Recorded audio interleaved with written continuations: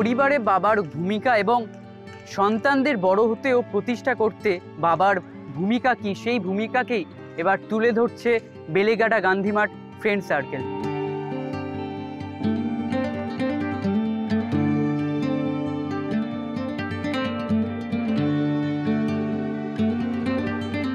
Beleghata Gandhimath friend circle 51তম বর্ষ। আমাদের থিম বাবারা এমনই নিঃশব্দ।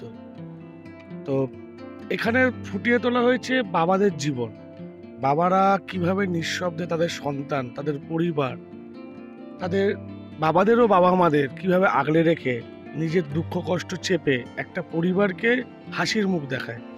এই থিমটার মধ্যে থেকে আপনারা সকলেই দেখতে পারবেন যে বাবাদের সন্তান বলতে শুধু স্পেসিফিক্যালি মেয়েদেরকে বলেনি, সন্তান উভয় পক্ষকেই বলা হয়েছে যে তারা নিশ্চিন্তে যাতে জীবনযাপন করতে পারে, পড়াশোনা, খেলাধুলা সমস্ত কিছুই এখানে ফোটানো হয়েছে। দর্শকরা কতটা তাদের প্রাত্যিক জীবনের সাথে রিলেট করতে পারবে, দর্শকরা আসবে, দেখবে, তারা নিজেরা রিয়েলাইজ করবে তাদের জীবনটা, যে আজকে সবথেকে বড় কথা মা তো আছেই, মা সংসারের একটা কর্ত্রী, সে সন্তানদের লালন পালন করে, কিন্তু বাবারা কিন্তু নিঃশব্দে নিজের দুঃখ কষ্ট চেপে রেখে সমস্ত কিছু করে। দর্শকদেরকে আমরা একটাই বলবো, আপনারা আসুন, না আসলে আপনারা বুঝতে পারবেন না যে একটা অন্য ধরনের সম্পূর্ণ অন্য ভাবনায় আমাদের এবারের পুজো মণ্ডপ। সুরক্ষা ব্যবস্থা তো যথারীতি আমাদের রাখা হয়েছে, ফায়ার ব্রিগেডের সমস্ত কিছু রাখা হয়েছে, সিকিউরিটি, পুলিশ সমস্ত কিছু আমরা অ্যারেঞ্জমেন্ট করেছি। সুরক্ষার দিক দিয়ে কোনো গাফিলতি নেই, যাতে কারোর কোনো রকম কোনো অসুবিধা না হয় সেটা আমরা, এবং সাথে তো আমাদের ক্লাবের ভলেন্টিয়াররাও আছে, সমস্ত রকম সুরক্ষার দিক দিয়ে আমরা করে রেখেছি।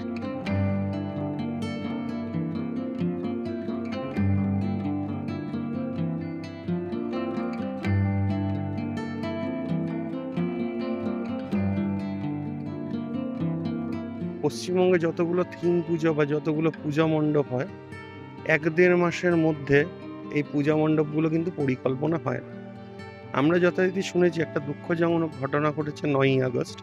9ই আগস্ট থেকে শুরু করে আজকে 23-24 তারিখ হয়ে গেল, অর্থাৎ মাস 2। তো মাস 2-এর মধ্যে এত বড় পরিকল্পনা করে এটা থিম তৈরি করা সম্ভব না। আমরা থিমটা শুরু করেছিলাম, চিন্তাভাবনাটা করেছিলাম ফেব্রুয়ারি মাসে। আমাদের কাছে আমাদের যে আর্টিস্ট, আমরা 2জন আর্টিস্টকে নিয়ে কাজ করছি। একজন আছেন আমাদের ভোলাদা সিনিয়র, আর তার সঙ্গে একজন রয়েছেন প্রবীর সাহা, পেলে যার ডাকনাম। তো তারা আমাদের সঙ্গে, আমাদের যে চেয়ারম্যান মিস্টার রাজু নস্কর, তার সঙ্গে যখন মিটিং হয় সেখানে মূলত রাজু নস্করের মানে ঐকান্তিক প্রচেষ্টা যে না এই থিমটাই আমাদের করতে হবে, কারণ উনি নিজেও বাবা, আমরাও, আমাদেরও পরিবার রয়েছে, আমরাও বাবারা রয়েছি। তো বাবাদের জীবনযুদ্ধের এই যে প্রোগ্রামটা আমরা শুরু করি ফেব্রুয়ারি মাসে। তো আমি তো মনে করি না এটা নিয়ে জল্পনার কোনো ব্যাপার রয়েছে। আমাদের মূল চিন্তাভাবনাটা বাবারা এমনই নিঃশব্দ, সাইলেন্টলি বাবারা যে কাজ করেন, সেই সাইলেন্স, তাদের যে সাইলেন্সের মাধ্যমে একটা পরিবারের প্রতিষ্ঠা, সেটাই আমরা দেখাতে চেয়েছি। বটবৃক্ষ যেটাকে বলে বটগাছ, বটগাছ তো কখনো পুজো হয়ে ছাওয়া দেয় না। বটগাছের তলায় যেমন পশু পাখি বিশ্রাম নেয়, ঠিক সেরকমই সাধারণ মানুষও বিশ্রাম নেয়। তো বটগাছ কখনো পুজো হয়ে ছাওয়া দিতে পারে না। বটগাছ যেমন সোজা হয়ে দাঁড়িয়ে থাকে, বটগাছেরও আমরা যদি ধরি কাণ্ডটা হচ্ছে কিন্তু বটগাছের শিরা, এই স্পাইনাল কর্ড যেটাকে বলে।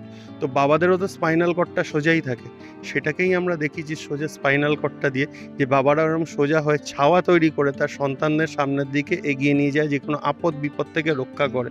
তাদের এই অভিনব থিমে স্থান পেতে চলেছে মেরুদণ্ড, যেই মেরুদণ্ডকে ঘিরে ইতিমধ্যে জল্পনার সৃষ্টি হয়েছিল। আমরা দেখেছি আর.জি. কর কাণ্ডের প্রতিবাদে জুনিয়র ডাক্তাররা বারবার সেই মেরুদণ্ডকে সামনে নিয়ে এসেছিলেন এবং একটি প্রতীকী রূপে সেই মেরুদণ্ড স্থান পেয়েছিল। এরপরেই মণ্ডপসজ্জার কাজে এই মেরুদণ্ডকে রাখা হচ্ছে, যাকে ঘিরে জল্পনার সৃষ্টি হয়েছে। ক্যামেরায় স্নেহাঙ্কুরের সাথে অর্ঘজিতের রিপোর্ট, এস নিউজ।